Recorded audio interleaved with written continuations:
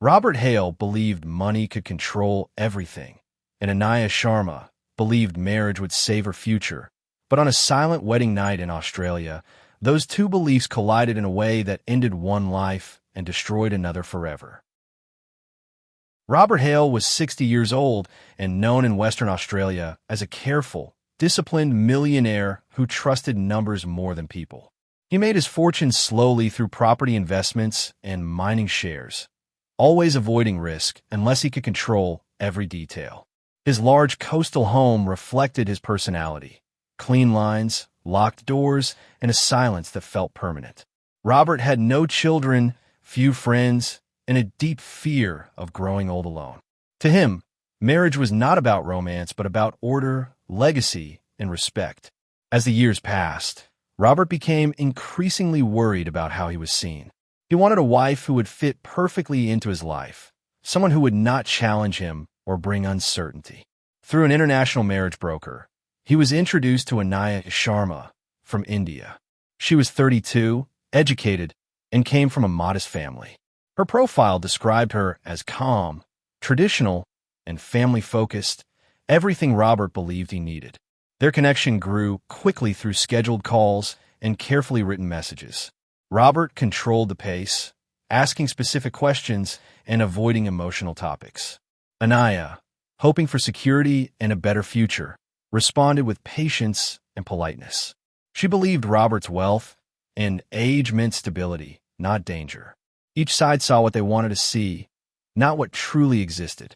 Robert imagined Anaya as a fresh start, someone untouched by the chaos he feared. He never asked deeply about her past, assuming silence meant purity. Anaya assumed some things were better left unsaid, believing her future mattered more than old memories. Families on both sides approved, focusing on status, comfort, and opportunity. The wedding day unfolded like a carefully planned performance, filled with bright lights, expensive decorations, and smiling faces that never questioned what lay beneath. Guests admired the luxury of the seaside resort and whispered about Robert's wealth and Anaya's grace. Cameras flashed as rituals were completed, sealing a union that looked flawless from the outside. Anaya moved through the ceremony with quiet nervousness, overwhelmed by the attention and the unfamiliar country, yet hopeful that this marriage marked the beginning of safety and respect. When the celebrations ended and the guests slowly disappeared into the night, the atmosphere changed. The silence of the private suite felt heavier than the music that had filled the hall hours earlier. Robert, exhausted but alert, remained deeply aware of every detail. This night, in his mind, was not symbolic but decisive. It was the moment his expectations would be confirmed. Anaya prepared for rest, drained by travel, rituals, and emotion. Her phone, left unattended, became the turning point. Driven by suspicion he could not explain, Robert picked it up. What he discovered unraveled the fantasy he had built. Old photographs, archived messages, and traces of a past relationship surfaced on the screen. To Robert, this was not history, but a violation of everything he believed he had purchased with his status and commitment. His thoughts spiraled quickly. Pride turned into humiliation, and disappointment hardened into rage. The calm, controlled image he presented to the world collapsed behind closed doors. In that quiet room, Robert convinced himself that he had been deceived and publicly shamed. The woman he believed was a symbol of order now represented chaos. As the night deepened, fear and anger replaced reason. The wedding suite, meant to begin a shared life, became the setting for irreversible choices. By morning, the illusion of a perfect marriage would be gone. The early morning calm at the resort was broken by a sense that something was terribly wrong. Staff members noticed unusual silence coming from the newlywed suite, where activity should have begun hours earlier. When the door was finally opened, Anaya was found motionless. Her body lay still, carefully arranged in a way that suggested she had collapsed naturally during the night. The room showed no obvious signs of struggle, no broken furniture, no visible chaos. Emergency services arrived quickly. Robert appeared shaken but controlled, presenting himself as a grieving husband in shock. He explained that Anaya had suddenly fallen unwell and stopped breathing. His story sounded simple and rehearsed, pointing toward exhaustion, travel stress, or an unknown medical issue. At first glance, nothing strongly contradicted his claim. However, investigators were uneasy. Anaya was young, healthy, and had no known medical conditions. Her sudden death on her wedding night raised quiet alarms. A routine investigation turned into something more serious when doctors noticed faint marks on her neck and arms, hidden beneath clothing and makeup. These details were subtle but impossible to ignore. An autopsy was ordered. The results changed everything. Medical experts concluded that Anaya had not died naturally. There were clear signs of suffocation and force applied with intent. The carefully staged scene now appeared deliberate, designed to delay suspicion rather than explain the truth.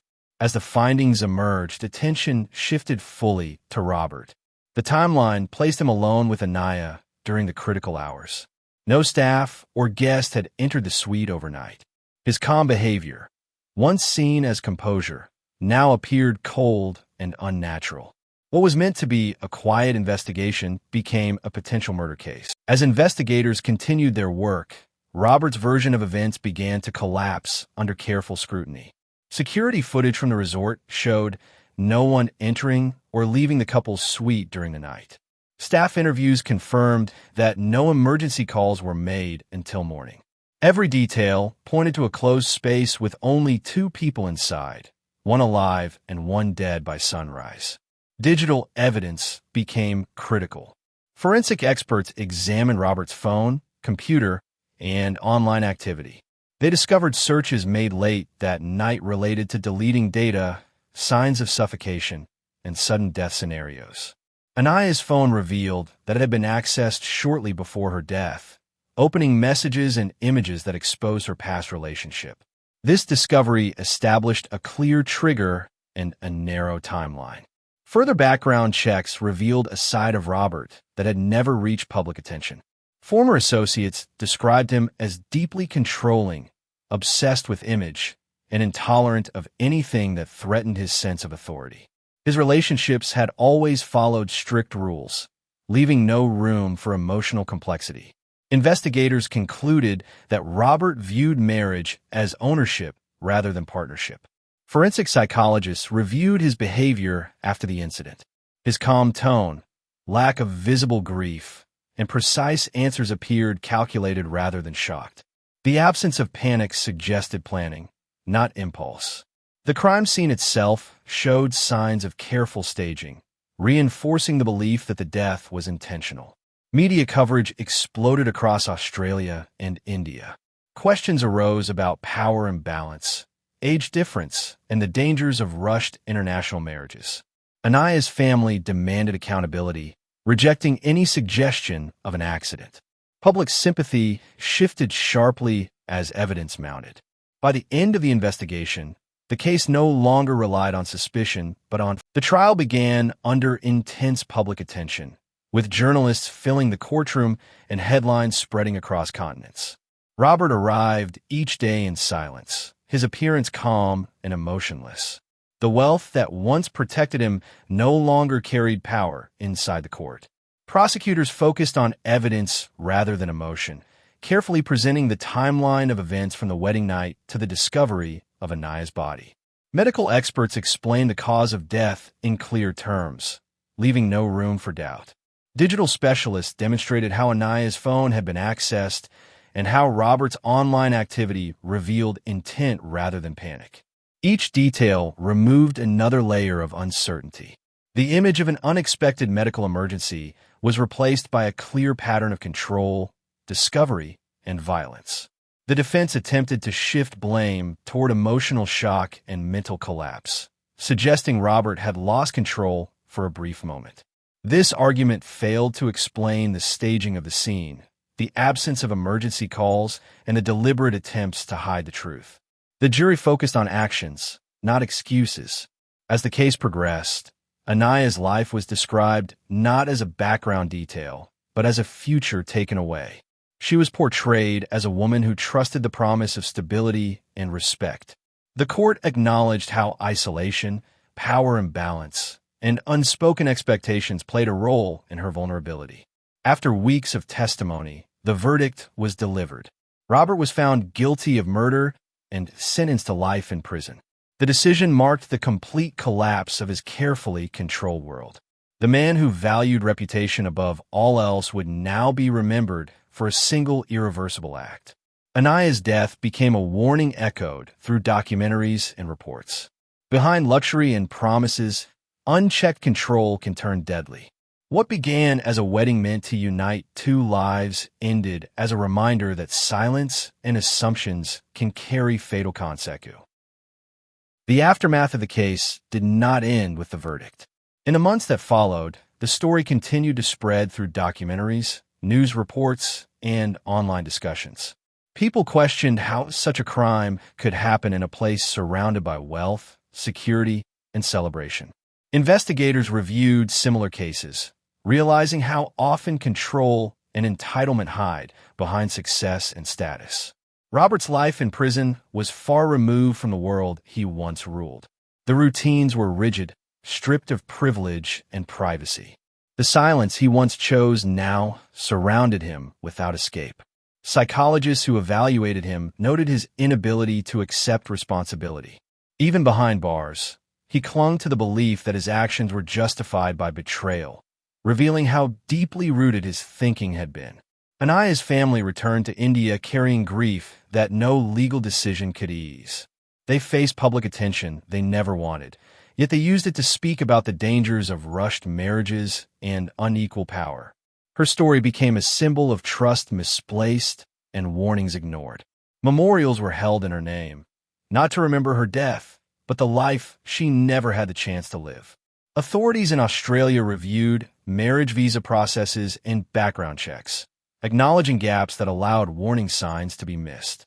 Advocacy groups used the case to educate others about emotional control, isolation, and silent abuse that often precede violence. The resort where the crime occurred quietly removed all traces of the wedding. New guests arrived unaware of what had happened in that room. Yet for those who knew the story, the location carried a heavy shadow. What remained was a lasting lesson. Wealth and age do not guarantee wisdom. Silence is not honesty, and control is not love. A single night exposed how fragile appearances can be, and years passed, but the case refused to disappear. Online forums, video essays, and true crime channels continued to analyze every detail, searching for missed signs and deeper meaning. Viewers focused on the patterns that led to the crime, noting how quickly trust was given and how carefully control was hidden. The story became less about one man and more about the conditions that allowed the tragedy to happen. Experts revisited the evidence to explain how entitlement can grow quietly over decades. Robert's life had rewarded discipline and dominance, teaching him that outcomes could be managed if rules were enforced. In that mindset, deviation felt like attack. The wedding night was no longer viewed as a sudden break, but as the final point in a long, unchallenged pattern. Anaya's digital footprint, once used against her, was reframed to show her humanity. Photos and messages revealed a woman building a life, not hiding a secret. The public conversation shifted from judgment to understanding. Many recognized how fear of conflict can silence people into leaving important truths unspoken. Training programs for investigators and social workers began using the case as a study in silent warning signs. Isolation after migration, rapid marriage timelines, and financial imbalance were highlighted as risk factors. The goal was prevention, not punishment, learning from what could not be undone. In prison, Robert's appeals failed. Each rejection reinforced the permanence of the sentence. Time moved slowly, marked by routines that offered no relief. The world outside changed, but the consequences of that night did not.